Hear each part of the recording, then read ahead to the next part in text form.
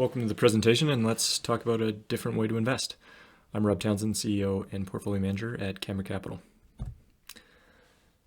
I put up this chart just to talk about the formative years of my stock market experience spent trading junior energy stocks between 2010 and 2012. It was a unique experience. I had a very interesting seat at the firm that I was at and working with the clients that I was able to, a very experienced base of investors and oil and gas professionals, investment bankers, traders, CEOs, board members, you name it, and quite a wide swath. So to be able to observe that behavior and their trading throughout this period was formative to my understanding of markets and my skepticism into the approach that I was going down for a 30-year, 40-year, hopefully 50-year career in finance. And what I observed was basically investor irrationality in both up and down markets. Really, that manifested itself into them betting investment savings on tips and hunches. I heard this on the news, I better sell. I got a hot tip from my neighbor, it's a slam dunk. My friend who works in the industry, he's got the inside scoop. I think these are very telling. Narratives are powerful. It's easy to get caught up in a good story. Ultimately, though, for me, a narrative-based approach did not fit my worldview. My father's an academic, my mother's a teacher. I wanted a set of rules, an investment template that would be defensible over a 40-year investment career.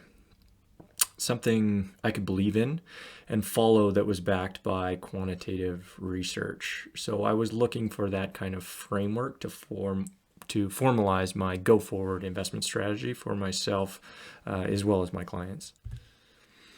That really turned into what I call kind of the next step of my career, which was looking into intellectual finance, looking at investing through an academic lens, which manifested itself into studying and writing a master's thesis on increased efficiency in Canadian retirement. So what can be learned from academic research? Well, turns out a lot. Academic research has revealed a tremendous amount about how markets work, how asset pricing works, and how risk and reward work. This timeline offers some perspective into the work that's been done, some of the major developments in understanding financial markets as well as asset pricing. We really kick things off in 1952 with Harry Markowitz's landmark work in diversification and mean variance analysis. And then in 1966, we see a very notable work from Eugene Fama introducing the efficient market hypothesis. Into the 70s, we see academia pave the way for the birth of index funds. And by 1990, the Nobel Prize begins to recognize the work in the field of modern finance. And the work continues out until today. Very elementary principle, but something I wanted to start off with was, do markets work? Do stocks work? Well, the answer is yes, and the returns are very robust. A dollar invested in U.S. small cap stocks in 1926 is worth over $25,000 today. The market represents capitalism at work in the economy, and historically markets have provided a long-term return that compounded over time is extremely attractive. My second observation is that there are a lot of smart people involved in markets. Hyper competitive space. If you want to have an edge in this arena, you're going to need to be a part of a very small group of those people that do in fact have that edge. For us at Camber, we know that investments make up only a very small part of a person's overall financial life. Given the complexity and the competition involved in stepping into that investment arena, we wanted to look at other areas of their financial life for return pickup. And we found that there are so many easy wins left on the table with individual families and investors. This is related to overpaying on fees, poor asset allocation, tax inefficiency, burn rate. There's just a ton to dive into there. But this presentation is really going to dive just into the investment piece at this time. Another kind of starting point is just contextualizing how small the Canadian market is in relative to the other world markets. You can see that Canada makes up 3% of the world market. So what we often say to clients is, does it make sense to have 90% of your assets in a market that makes up 3% of the world? Probably not. And there are some more quantitative factors that we can look at. We don't know which market will return the best. This table ranks annual stock market performance for 22 global markets from highest to lowest over the past 20 years. The patchwork dispersion colors show that there's no predictable pattern. Instead, investors who follow a structured, diversified strategy are more likely to capture the returns whenever they happen to occur in markets around the world. Same thing can be said for emerging markets. And when you sum it all together and look at a 10-year time horizon, you can see which markets have done best, at least in this last 10 years. But this is all hindsight. But having a market-weighted portfolio would have substantially increased just having a all-Canadian portfolio, as you can see from the graph here. This can also be shown in different studies where we look at the volatility coming down in the portfolio as a measure of standard deviation in a Canadian portfolio versus a globally diversified equity portfolio, and the return actually increasing as well. This is why we kind of say diversification is the only free lunch in finance. So we've understood that markets are a good place to invest, and we've understood that diversification is important, but within those diversified buckets that you have in terms of different countries that you're going to invest in, how should you invest? Well, that's really based on your particular view of market pricing that shapes how you should invest. There are three basic approaches that we're going to talk about: conventional management, indexing, and factor-based investing. Conventional management attempts to identify mispricings in securities. It's what most of the industry is based around. Index management is ETFs or developing these commercial indexes and following along that strategy. An alternate approach, or factor-based investing, is gaining insight about market returns from academic research and structuring the portfolio along those kind of quantitative factors. The conventional approach can be illustrated by this graph, which shows the box is the entire stock market universe and the dots are individual stocks. The dominant assumption in this pricing mechanism is that prices aren't accurate. So you're trying to exploit price inefficiencies or being able to accurately predict the future, allowing you to capitalize on higher returns in that portfolio than you would get if you own the entire market. It's quite easy to test. We can measure the performance of the underlying, let's say there's 250 stocks in this market versus the manager that just picks the green stocks in this portfolio. It's important that we're doing this over large sample sizes. The good news is there's a lot of data to work with. I think it's important that there's good data here because too often we don't zoom out enough and we see people drawing conclusions over very small sample sizes. There's no need for that. In the US alone, we see over 2,000 professional money managers. And what do we see when we measure how do they do against the 250 stocks versus the stock picking approach? We see that the results are very disappointing, to say the least. The study is just one of many conducted over the past 50 years that have documented similar results.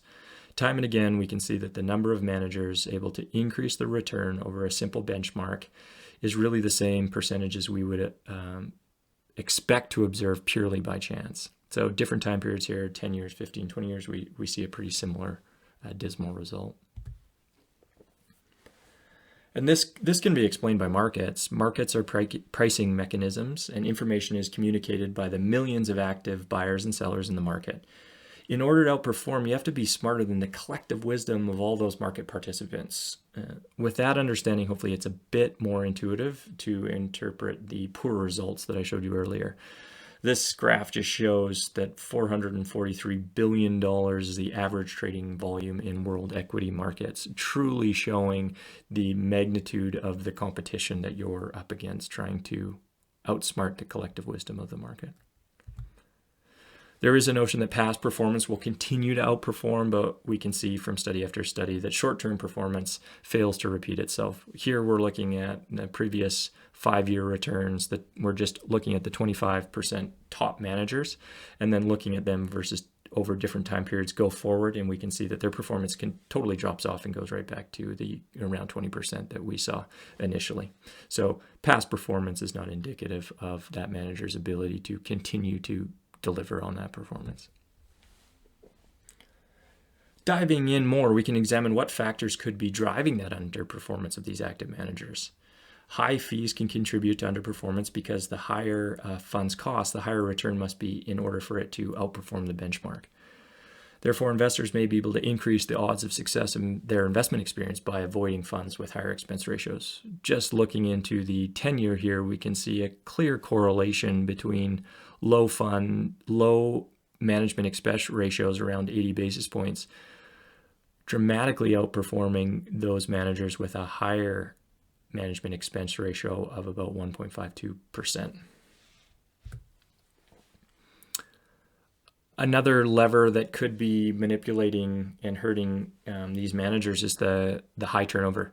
Managers who trade frequently in their attempts to add value typically incur greater turnover, and we observe an erosion in the performance, shown here again over different time periods. But if you look at the 10, clearly a portfolio that turns over less, low turnover at 23.9, those managers have a consistently better shot at outperforming their benchmark than the high turnover managers. So the conclusions that we can look at from this report or many other reports that do similar sampling is that outperforming funds were in the minority. Strong track records fail to persist time and time again, and high costs and excessive turnover, meaning training in the portfolio, contribute to underperformance. Indexing offers a number of investment benefits over the conventional approach. We're not going to go into too much here. We are a fan. Broad-based indexes offer better diversification, have lower fees, and follow a more transparent investment process, which means investors have a clear idea of what they're getting. It's kind of a visual look at what an index fund looks like. The alternate approach or factor-based approach gains insight about market return from academic research, structures the portfolio along dimensions of returns, which we'll get into, and adds value by integrating research, portfolio management, and trading.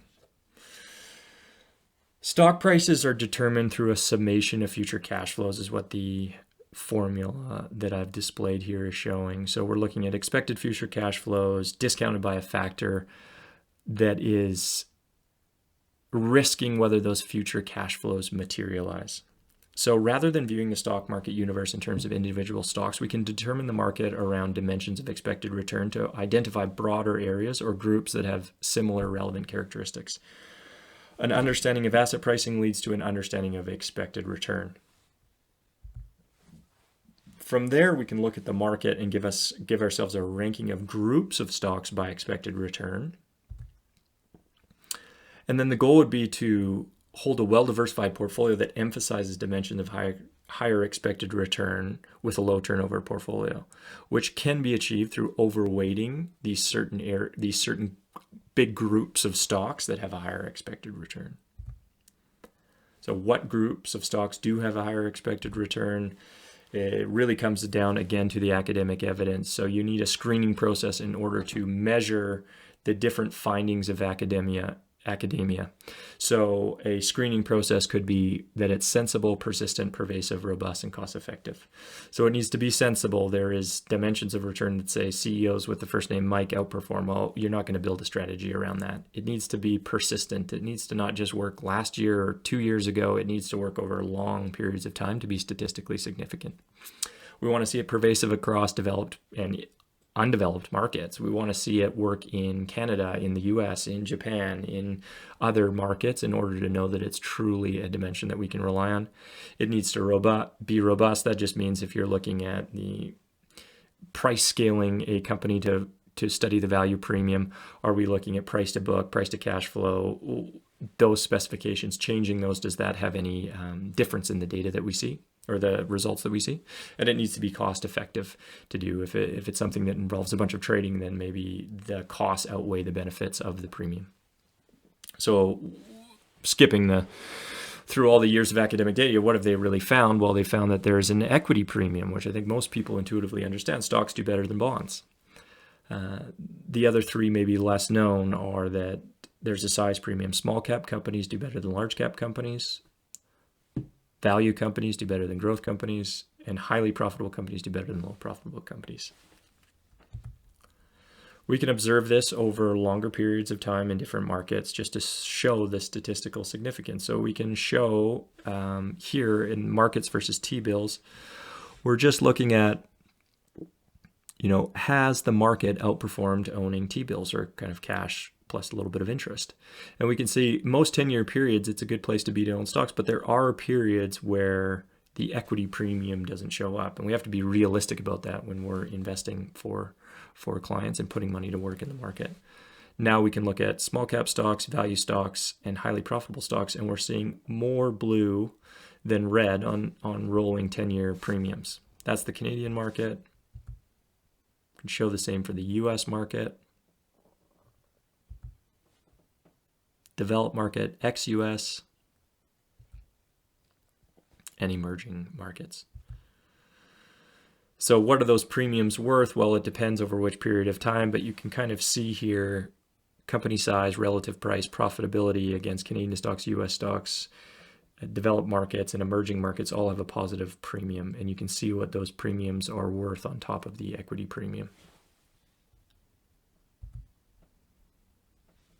I think this is a really interesting way to look at what's my probability of that premium showing up. Here we're looking at the stock market premium. Does it show up? Well, in Canada, it shows up 63% of the time. Over a 10-year period, 88% of the time. You can see the probabilities are kind of similar for the other dimensions that I've talking about, really showing that they are